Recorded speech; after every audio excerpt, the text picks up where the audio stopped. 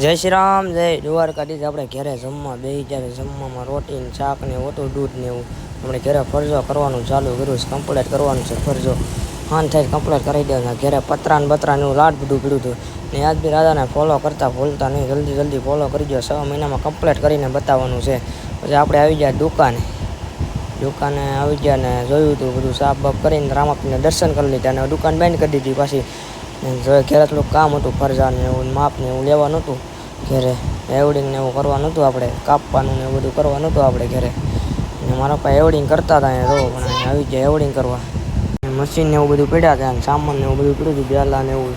ને આપણે નીકળી ગયા ટીંબી બાજુ સામાન લેવા. શ્યામણા પૂગવા આવ્યા હતા. તો ગાડી ભેગાડીને આગળ 4 વ્હીલ લઈને જતી હતી ગાડી અને બસ આડી હતી ને પુલનું કામ હાલે છે ભાઈ શ્યામણા રોડ ઉપર. અને જેસીબી ને બીસીબી બધું હતું. અહીંયા ફાર્મ હાઉસ મને છે રમવાનું, 1 નંબર ફાર્મ હાઉસ છે. જવો અહીં શ્યામણાની નિશાળ જવો, સીન જવો શ્યામણાનું ખાલી 1 નંબર છે સીન જવો. નાના ગાડી આવી ગઈ ટીંબીમાં આવી.